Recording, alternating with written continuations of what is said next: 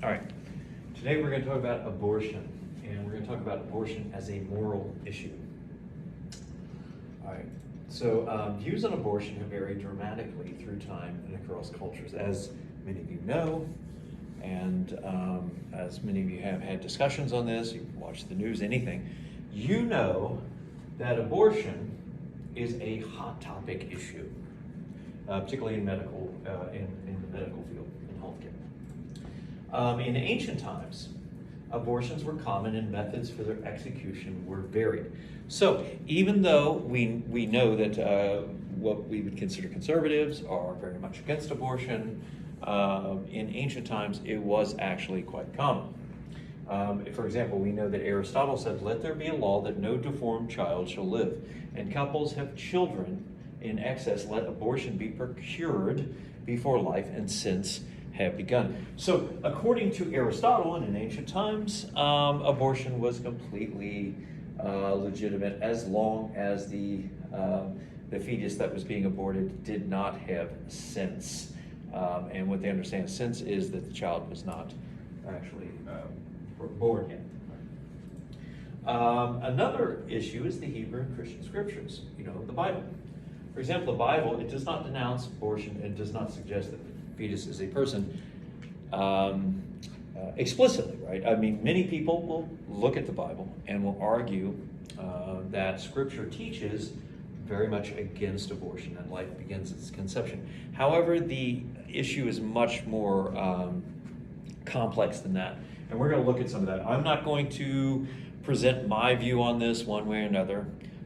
There are many people on one side that say abortion is completely prohibited in any form, at any stage or level of development, and then there are people that say otherwise. So we're going to just look at some examples of this. Okay, so in Exodus chapter 21, the passage does not suggest that the fetus is a full person.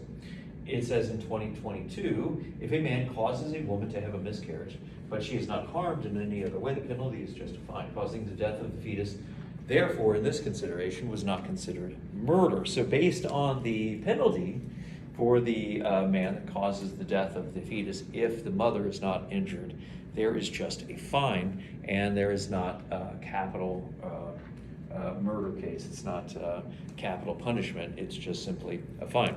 So this presents an interesting case. If someone were to argue that that abortion is completely prohibited by the Bible, then obviously this passage is a difficult one to argue for that. So if it is the case that the Bible is completely against abortion, then why is it that it's just seen as a fine? I'm not suggesting one way or another that the Bible doesn't teach that, because there are other passages where it says life begins at conception. This might be just a civil and ceremonial law that the Scripture is referring to, just to sort of broker some peace within the community, while God ultimately is against abortion. So I'm not going to argue one way or another. It is possible that the Bible does completely prohibit it, but it is possible that it doesn't. And this is one scripture that examines that and that expresses that view. In Judaism, a fetus has immense worth as a potential human life, but it becomes a full human person only at birth. In Jewish law, abortions are allowed if the fetus threatens the life or health of the mother, but are disallowed for fetuses with genetic imperfection. So now this is, again, one perspective on Jewish law and in the practice of Judaism. Some in Judaism would actually disagree with this perspective and say that life begins at conception and that this perspective is not a good one. However, there are some that disagree. So in other words, abortion is not an issue that determines whether you have a good faith or not. It's an in-house debate. Christians have generally condemned abortion, though their ideas about personhood of the fetus have changed throughout the centuries. Roman Catholics feel that the soul of the person is fully formed at conception, while, as Aristotle pointed out, the soul of the person is being formed and cannot have a soul until it's fully formed. So again, in the Catholic faith, we learn that that actually life begins at conception. and that it's sacred and it should not be eliminated, which in this case would be killed or murdered, however you want to say it. But according to Aristotle, it isn't, and to some people, the Bible doesn't teach that. Thomas Aquinas accepted this view, stating that a male soul was fully formed 40 days after conception and a female 90 days. So now we're getting into more of a term where in the development of the fetus, there is a time when the soul is implanted or developed or what have you. So again, there's a variety of views. There's either conception, that the individual is a fully formed soul. It's after a certain period of time, as Thomas Aquinas is talking about. And then there is the much more, I guess, broader view that it's actually after the child is born that it's a fully formed human or person, and at that point it would be wrong to eliminate that person. So what do you think? Is a fetus a person? Is it a person only after birth, or is it a person after a certain point of development? I'll have you guys just kind of think about that. You don't have to write anything about that. If this is something you do want to write about in your paper, that's perfectly fine. Or if you want to discuss it in our discussion board, that's great too. But it's something to consider. What do you guys think about that?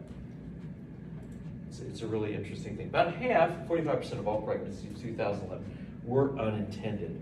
So about 40% of unintended pregnancies, including miscarriages, ended in abortion. Though in 2014, abortions were down 12% from 2011. So even though there's this assumption that abortions are out of control and rampant, it does seem, at least between 2014 and 2011, there was a significant decrease. And of course that number fluctuates throughout year to year, but at least from 2014 to 2011, there was a significant decrease. So in common law, England, an abortion was only considered a crime when performed after the quickening, or when the fetal movement was detected. Now the quickening this is a much older, primitive way of determining whether a fetus was a person or not. The fetus, according to English common law, was when the fetus began to kick and move. When it's moving and kicking and it's felt in the mother from the outside, then it's a fully formed person. Prior to that, prior to what they call the quickening, it's not. And then eliminating that pregnancy would be appropriate, or would be fine, would not be illegal. So in America, this was generally the same too until early 1800s. When over the next 100 years, stricter and stricter laws were passed, which made it illegal even before the quickening. So we saw around the 1800s a change, and this has a lot to do with various religious denominations and their interpretation of Scripture and understanding, and also to some denominations that were distancing themselves from official Catholic teachings. Right? But ultimately, it's been rather dicey in the United States. So what do you think about abortion laws becoming stricter over the next 100 years? Do you think, what do you think caused that? Was it religion, politics, what? Just kind of think about that. By the 1950s, a trend towards liberalization of strict abortion laws culminating into the 1970s with Roe v. Wade. So you saw a conservative push toward abortion laws. Those became stricter and stricter until you saw liberalization in the 1950s. People began to pull away from that. And ultimately in the 1970s, we had Roe v. Wade, which was challenging that perspective. Of course, now we know that Roe v. Wade has been overturned and it's been left to the states. More reliable benchmark is viability, or when the fetus at 23 to 24 weeks can survive outside the uterus. So that's another aspect. At what point is abortion appropriate? Is it only at a few weeks after conception? Is it any moment before it's born? So what is the appropriate age that an abortion can take place? Can it take place at conception? Do you hold to the official Catholic teaching? Do you hold to a more liberal teaching that you could find in various stages in either Protestant denominations or other religious perspectives, or even some secular perspectives. What's your position? Or at any moment prior to birth, is that okay? So that is what we have to say about abortion, and I'll see you guys next time, and we're going to talk a little bit more about healthcare and the divvying up of healthcare and things like that. So I'll see you guys later.